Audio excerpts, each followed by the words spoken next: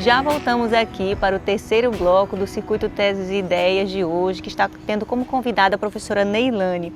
Neilane, como foi feito esse processo de interseção, assim, ou de colocação em prática do que as normativas estabelecem para o currículo de pedagogia e do que os professores, os docentes do curso de Pedagogia de Manaus e de Parintins entendem a partir de seus conhecimentos, de suas experiências, que deva ser trabalhado no currículo do curso em termos de conteúdos, habilidades, cargas horárias, né? Como que o curso trabalhou aí essa interseção entre o que a lei estabelece e o que a gente aqui entende que deve ser o melhor para o nosso curso? Por processos de discussão. Nós sempre fazemos assim, discussões amplas a partir do núcleo docente estruturante, do colegiado de curso. E é muito interessante, Claudiana, que Parintins ela tem uma semelhança muito grande com Manaus. Uhum. Assim como nós aqui, os professores de lá, eles se preocupam muito em consultar os alunos com relação ao currículo. Uhum. Por exemplo, eu sou professora de estágio, da disciplina de estágio. Então, nós já instituímos que a cada etapa no relatório de estágio, o aluno ele precisa avaliar o curso, trazer para nós comentários acerca das interseções que houveram com a disciplina de estágio e as outras disciplinas do curso, quais as contribuições dessa ementa, desse conteúdo, das práticas e o que eles apontam que poderia ser modificado. E nós temos um acervo dessas anotações. Então, sempre que nós temos um processo de mudança curricular, nós reunimos essas informações e confrontamos com o currículo que nós temos e com a normativa para elaborar um novo currículo. Então, isso é um processo contínuo que a gente vem fazendo, né? A gente compõe comissões de estudo do currículo. Como eu falei no bloco anterior, quando nós recebemos a 02/2019, nós já tínhamos todo um estudo para reformular o currículo. Porém, nós retrocedemos. Esse material está arquivado, né? E a gente vai atualizando. Nós tivemos etapas no semestre anterior, relatórios de estágio que apontaram outras questões, aí a gente já vai atualizando isso. E aí, o que a gente faz? A gente faz uma leitura crítica desse documento entre nós, entre os professores, levamos para o colegiado, para que não fique somente no grupo de professores do NDE. Todos os professores se posicionam com relação àquilo ali. E outra coisa que nós sempre solicitamos aos professores, eu sou membro do NDE, né? Mas mesmo os que não são, sempre avaliem suas ementas com seus alunos. Foi compatível com a carga horária? Precisa mudar a carga horária? Por exemplo, no ano passado nós tivemos uma modificação semelhante. Os professores perceberam que as disciplinas não estavam no período correto, não estavam conversando com as disciplinas daquele período, nós fizemos uma alteração, reorganizando isso.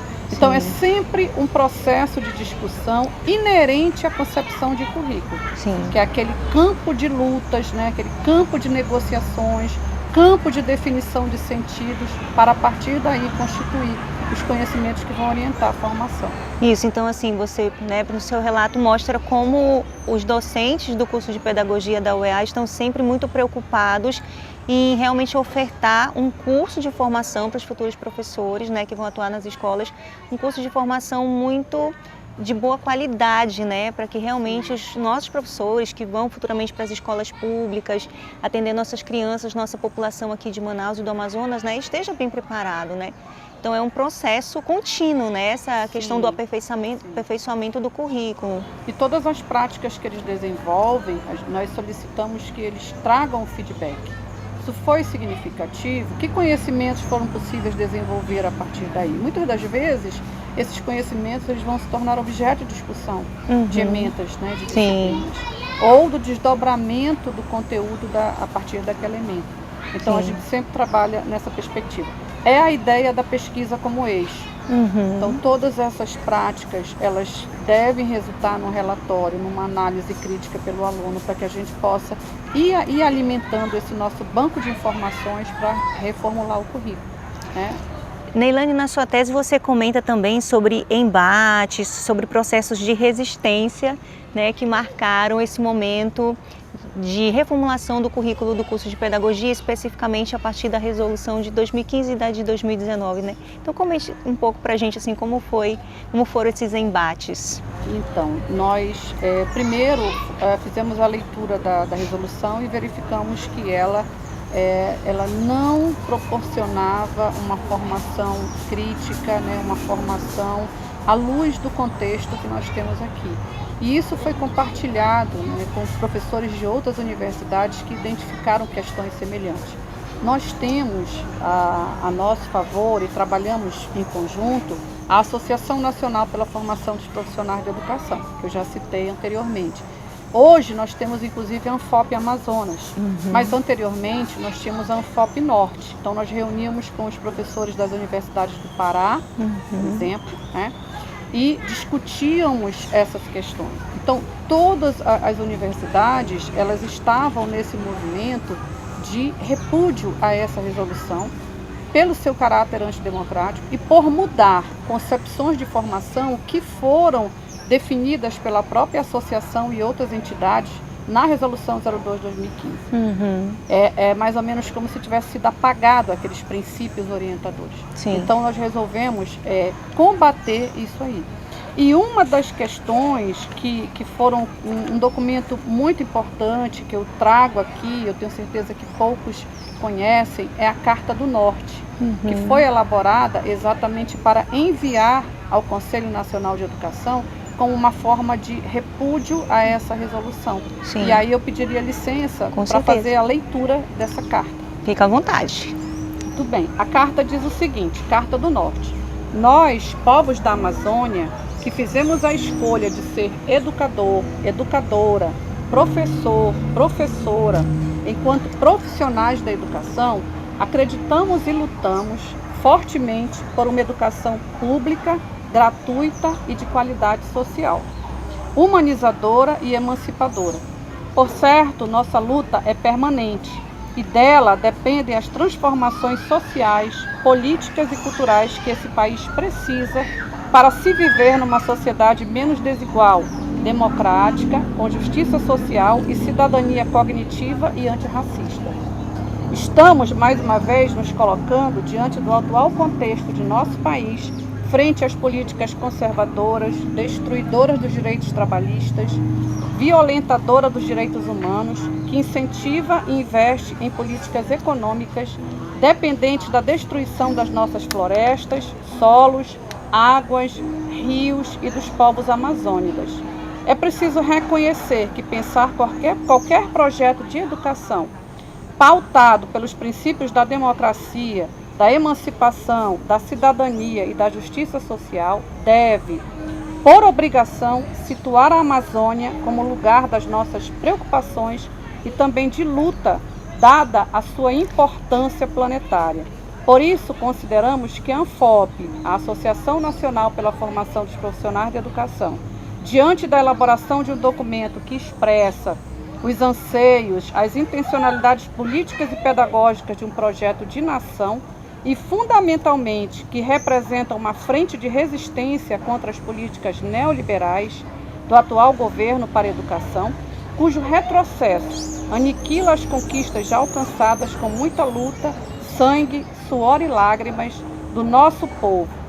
Deve incluir nesse documento os seguintes pontos. Aí vem a nossa defesa por uma reforma da formação compatível com a nossa necessidade. Primeiro, situar a Amazônia, seus povos e sua biodiversidade como centro de preocupação emergente e necessária para a democracia e a garantia e defesa dos direitos humanos e da natureza. Segundo, promover uma educação antirracista, anticolonial, inclusiva, específica, diferenciada, feminista, plural e solidária, que respeite a diversidade humana, sexual e étnico-racial. Terceiro, promover formação permanente de professores e professoras que reconheça e valorize os territórios das terras, das águas e das florestas numa perspectiva ecoeducadora. Esse documento ele foi publicado em 27 de outubro de 2020 e está disponível, né, na internet e no próprio site da Anfop para consulta. Então, com este documento, com a força desse documento, nós reunimos também forças aqui e fizemos uma carta à reitoria, à pró-reitoria de graduação, nos posicionando contra a Resolução 02/2019, dizendo na carta que nós não reformularíamos o currículo com base na resolução que tinha essas características. Ou seja, né, todo um processo de resistências, né, mas também que não é uma rebeldia, né, Neilane? É uma Sim. atuação crítica e consciente dos profissionais docentes aqui da universidade, junto a outras universidades também, pela qualidade do curso de pedagogia e da educação, não é? E por respeitar as nossas demandas, né, a nossa cultura, que não é algo homogêneo, nós não temos uma cultura nacional homogênea. Isso precisa ser respeitado. Exatamente. Então, infelizmente, né, estamos chegando ao final do nosso programa e Neilane, agradeço muito por você ter vindo conversar com a gente, explicar para o nosso público um pouco mais sobre esse processo de produção dos currículos, né, e todos os embates discursivos e todo o trabalho em torno disso. E te parabenizo também pela sua pesquisa, pela sua tese, né, e esteja sempre aqui conosco. Muito obrigada. Eu agradeço primeiramente à Universidade do Estado do Amazonas, né, que foi assim a grande incentivadora para essa pesquisa, né. Foram 17 professores para o Rio de Janeiro, com todo o apoio institucional, né, estão aí formados. Agradeço ao LEPET por essa iniciativa. É muito importante, né, e eu defendo isso com meus alunos, socializar as pesquisas. As pesquisas elas não podem ficar, né, dentro de um livro, dentro de uma gaveta, elas precisam ser socializadas para que outras pessoas que tenham interesse, né, possam levar essa pesquisa além, né, ampliar essa pesquisa que ela teve um recorte, ela teve um momento, mas ela pode continuar, né, e a gente precisa fortalecer esse movimento de defesa, né, de uma educação pública, uma educação de qualidade, uma educação que atenda realmente a nossa realidade aqui, né, o nosso contexto amazônico. Muito obrigada. E eu agradeço também a você que acompanhou aqui mais um programa do Circuito Teses e Ideias. Compartilhe o vídeo, curte e nos acompanhe no próximo programa. Até logo!